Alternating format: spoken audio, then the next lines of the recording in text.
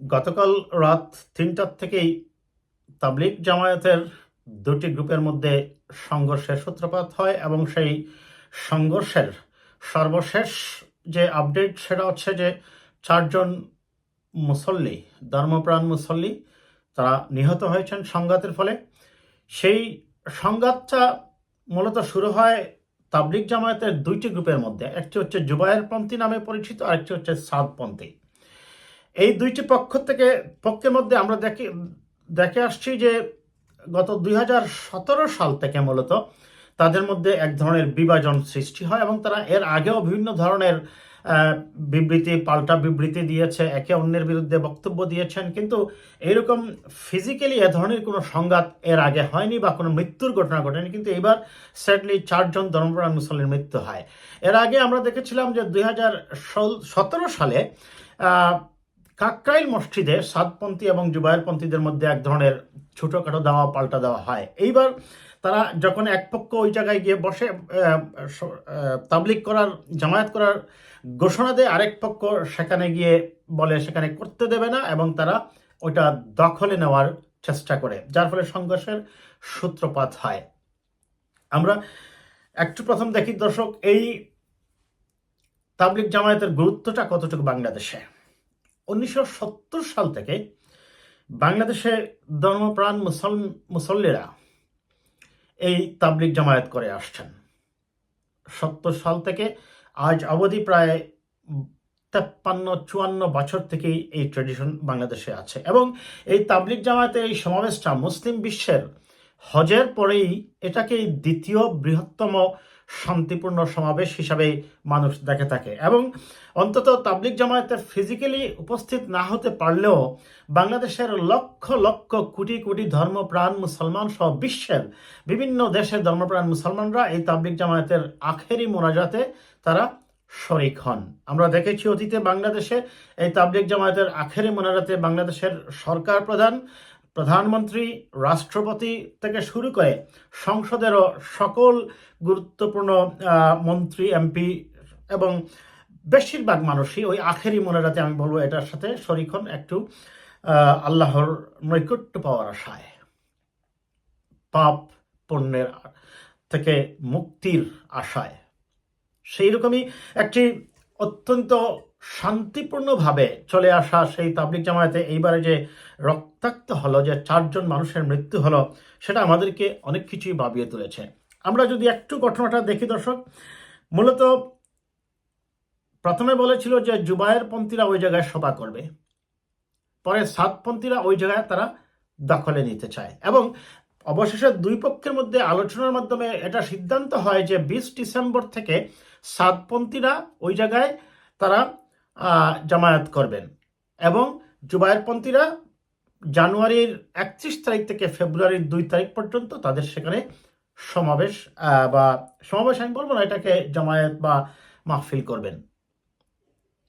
এর মধ্যেই এই সংঘাতটা শুরু হলো। আজকে অবশ্য সর্বশেষ খবর পাওয়া পর্যন্ত স্বরাষ্ট্রমন্ত্রী উভয় পক্ষের সাথেই আলোচনা বলেছেন এবং তিনি এটাও বলেছেন যে যদি আপনারা আলোচনা করে সিদ্ধান্তে না আসতে পারেন তাহলে সেটা বাতিল করা হবে।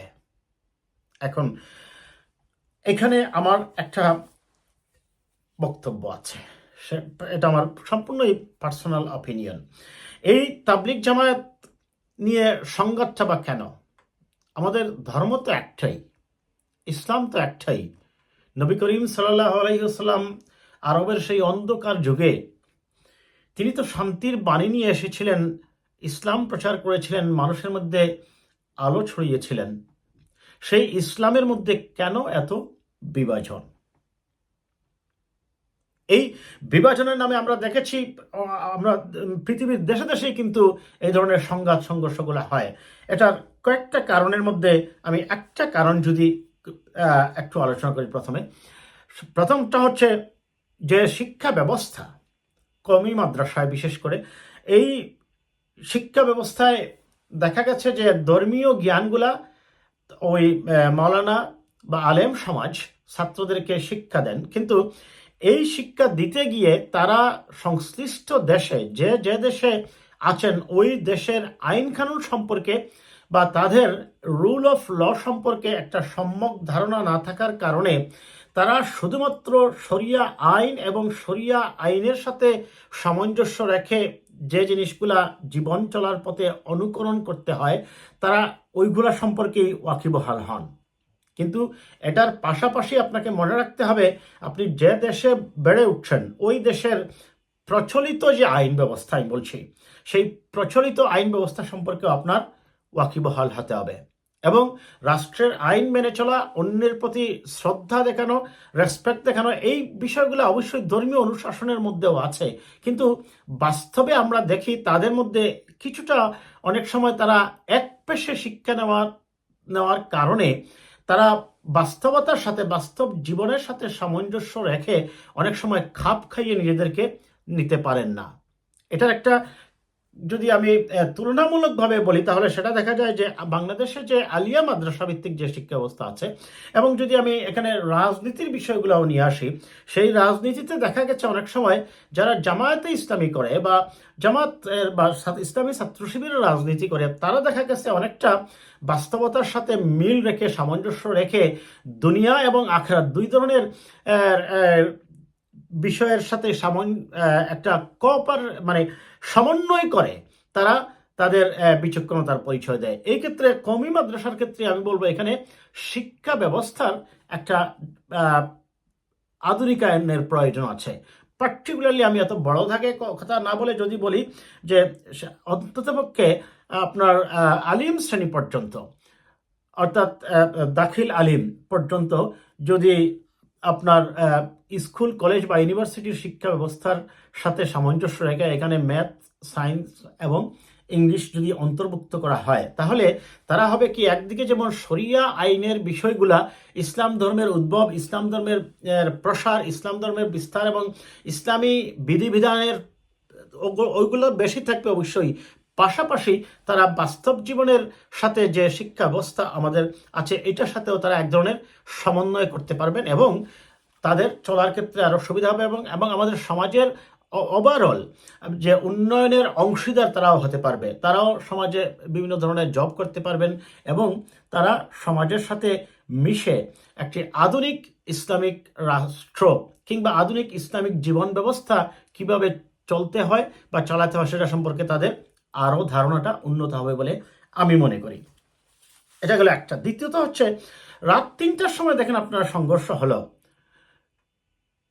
আর সেই জায়গায় 2টার সময় এসে 144 দেওয়া হলো এবং বলা হলো তাদেরকে মাঠ ছেড়ে দিতে। তারা অবশ্য সর্বশেষ খবর পাওয়া পর্যন্ত মাঠ ছেড়ে দিয়েছেন উভয় পক্ষই এবং পুলিশ বা আইন শৃঙ্খলা রক্ষাকারী বাহিনী সেখানে মাঠের নিয়ন্ত্রণ নিয়েছে এবং কাকরাইল মসজিদে এক পক্ষ, এখনো আমি যখন কথা বলছি ঠিক এই সময় পর্যন্ত কাকরাইল মসজিদে একটা গ্রুপ আছে। যেটাই হোক, আমার প্রশ্ন হচ্ছে এই ধরনের সংঘাত, এই জুবায়েরপন্থী এবং সাদপন্থীদের সংঘাত আমরা দেখছি 2017 সাল থেকেই চলে আসছে।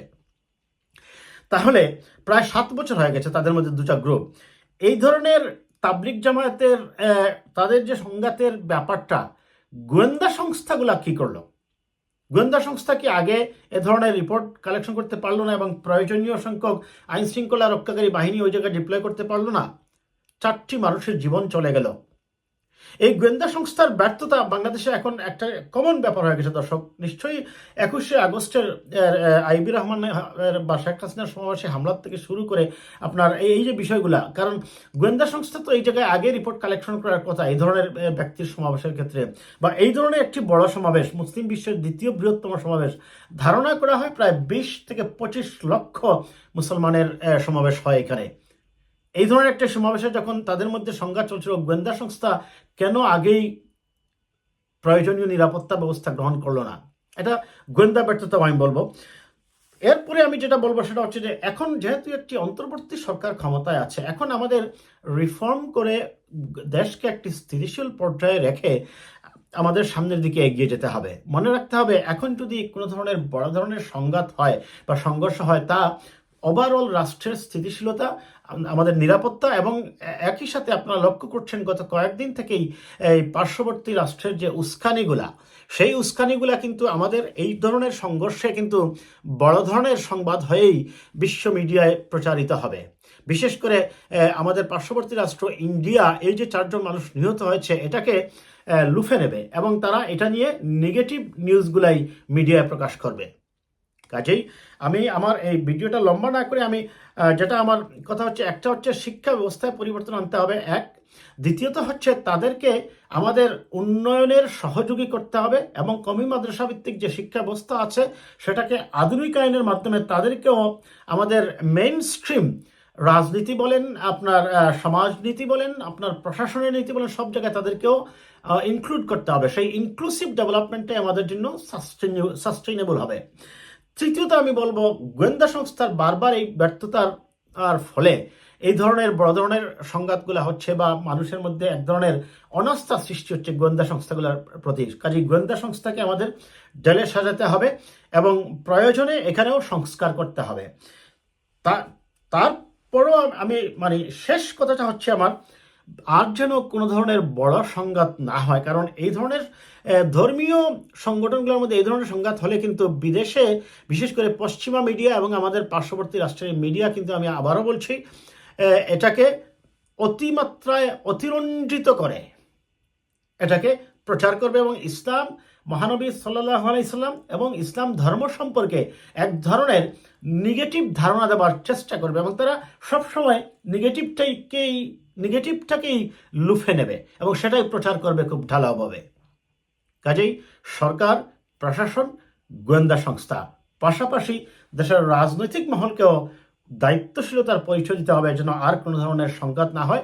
এবং স্বরাষ্ট্র উপদেষ্টাকে অনুরোধ করব, আপনি উভয় পক্ষের সাথে আলোচনা করে তাদেরকে সেপারেট ডেটে তাদেরকে সমাবেশ করার জন্যই আমি মনে করি পারমিশন দেওয়াটাই বেটার হবে। যদি কেউ কারোর সাথে বসতে না চায়, জোর করে বসতে দিতে গেলে আবারও নতুন করে সংঘাত সংঘর্ষ দেখা দিতে পারে।